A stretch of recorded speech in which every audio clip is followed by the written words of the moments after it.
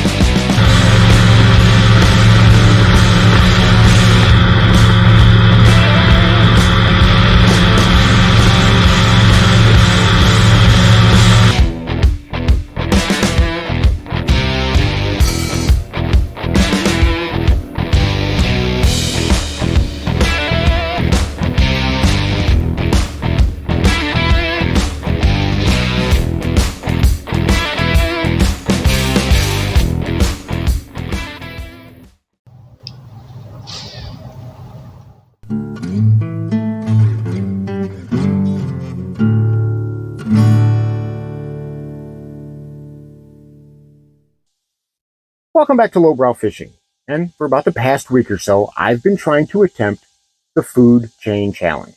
If you're not familiar with what that is, it's where you try to go off out in the woods or someplace like that and dig up your own bait, whether it's grubs, whether it's beetles or worms or whatever. You then use that bait to try to catch a small panfish or a bait fish, whether it's a bluegill, a shellcracker, a long ear, or other type of sunfish or what you have in your area.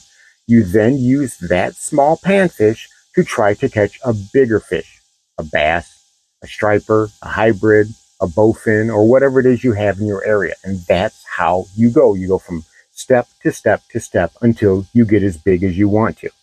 I, unfortunately, have been failing miserably. Haven't gotten a single bite in a week of trying.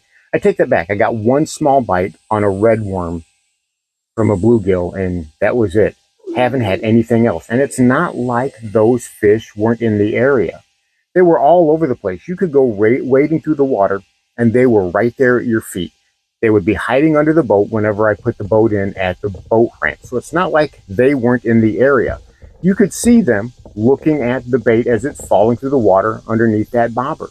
I tried different setups, different riggings, and I decided, you know what? I'm just going to cheat. I went out and bought some red worms. You know, the cold kind you get out of the refrigerator that are good and active whenever you use them. I even started getting minnows and other types of baits just to see if I could get a single bite. I didn't get a bluegill. I didn't get a crappie. I didn't get a bass. I didn't get anything. But I did find something else that worked while I was messing around waiting to get a bite. I turned to something else and that worked almost immediately. But before we get started, if you like what I do here, click that subscribe button down below. We would love to have you as a member of this community. And while you're down there, give this video a like. I would really appreciate it. And if you haven't yet, head on over to patreon.com. The link is in the description below.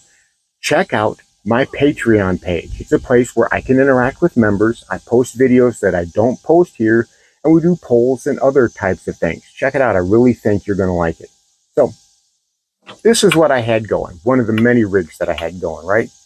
Just your standard bobber down to a hook. Now, I've changed this hook out several times. I had a very small one on there, and this is just a O'Shaughnessy hook. I've had split shots on here. I've had different types of rigging that I was using trying to catch fish. I even went so far to use the cheater rig, which is a frozen marshmallow. Frozen marshmallows catch catfish. They work great, except for me. I didn't even get a nibble in days of trying in various different fisheries. Not just the big lake, but also the hidden lake out in the woods and the small lake and all these other places that I went. I could not even get a single bite. Not one bluegill would bite a redworm. And I don't know why, because they were very active. Like I said, I got one little bite, but that was it. Just one little tug on the bobber, that was it. That was all. Very, very frustrating. So while the wife and I were drifting around in the boat, I decided, while we're waiting for that bite, I'm going to pick up something else and I'm going to work with that. And I should have known this was going to work almost immediately, simply because it's that time of year. On any fishery around the country, your lake is going to go through cycles of what those bass are going to go after, what they're willing to bite. And right now, we're getting into a specific type of bite that we get into at this time every single time of year, and that is the crankbait bite. And if you remember this guy, this is my old Lucky Craft classical leader. I got this thing for $3 at Ollie's. These things are normally like $10 or $12. And you can see, okay, this little fella right here, this little dude right here has had a rough time. It has caught me some fish. But I tied it on, or should I say I had it tied on already, threw it out there, and I was able to catch a fish almost immediately.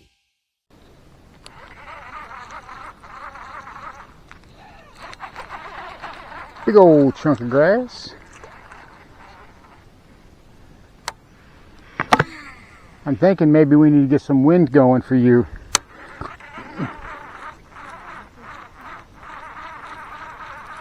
Yeah, but this heavy air is not helping any. There we go. And that's why I've been using those. That didn't take long at all, did it? You got it, sweetheart.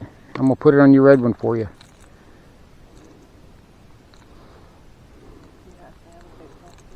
Yes, you do.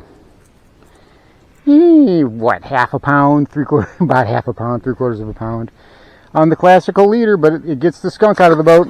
Appreciate you, dude. Appreciate you. So that's pretty nuts, isn't it? Fishing with live bait for days on end and not getting any results. I go to a crankbait and I catch a fish within minutes. And nothing crazy. I have a normal bait casting setup. This is a 7.2 medium heavy with a moderate fast tip. This is a Shimano Celis. These are good rods and they only run anywhere from 50 to 70 bucks depending on where you get them from. Budget rods for sure, but they pack a punch. Definitely punch above their weight class. Old school lose reel. They don't make these anymore, but pretty much all of the, I guess, of the LFS reels, pretty much similar to that. It's got the 7.5 to 1 gear ratio, and it's a great cranking reel. I've got 12-pound fluorocarbon on that, and that's what I'm using. That type of little deep diving crankbait. It's not even a square bill. If you notice, it's a small little deep diver. It's got a little body to it, and it's got a fairly good bill. This thing gets down probably to 10 to 12 feet, and I can work it through those areas right there along the bank. I throw it out, and I work it down along the bank. I'm not going very far from the bank because I'm always fishing shallow water. I don't have to go far because that's where the bass are. And that's not the only bait. You know, you guys know that I like my KVD 2.5, my silent, right? It doesn't have any rattles in it. And for heavily pressured waters, this guy gets crushed. And the thing is the Big Lake, the stained water has persisted all year long. It's really crazy because the Big Lake's usually a crystal clear fishery. But this year, we've had nothing but a bunch of muddy stained water. And yet this is still an effective presentation. I'm still able to catch many, many fish. And another type of lure that has worked for me, going down a size, like I said, we're keeping everything small. Cotton Cortel, Big O. And this poor dude's already lost an eye. It's already been very effective for me. But this, again, is that smaller type of crank. And that's what I'm talking about. We're talking about silent cranks, and we're talking about going down a size. Now, these do have rattles in them. So if I'm using a smaller crank, I will generally have rattles in it. If I'm generally using that 2.5 square bill, then it will be the silent. But I'm mixing these up. Little square bills, the little deep diver like the classical leader, and something like this guy right here. This is a Bandit 200. Again, another little deep diver. It's not really a square bill, but it's that smaller size. These smaller size baits are doing so well for me. As a matter of fact, they're not just fishing well for me, they are outperforming live bait. I have live bait in the water that I've been using repeatedly, and I haven't gotten a bite. Yet when I'm switching to crankbaits, and I'm switching from square bills to small little deep divers, I get so many bites. I don't know why that is. You would think that the bass would prefer a lively minnow darting around under a bobber, but they don't.